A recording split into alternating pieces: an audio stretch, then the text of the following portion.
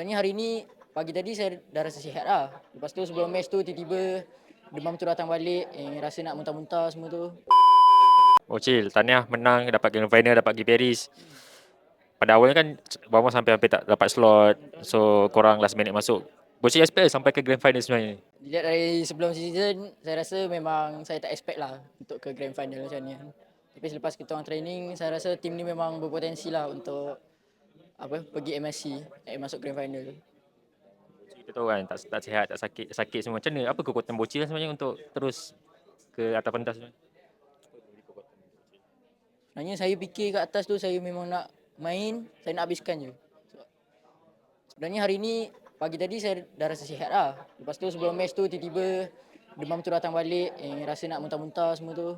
Tapi diorang still encourage saya untuk just all out lah and boleh rehat awal. Tadi belakang ada sakit sebab tadi apa tak air kat belakang Bocil. Ni banyak angin. Okay, tapi untuk time esok lah datang support. Untuk korang boleh buat kejutan kalau kat SRG. So untuk fans-fans Vamos esok jangan lupa datang and doakan kita boleh beri kejutan kepada King kat MPL ni kan.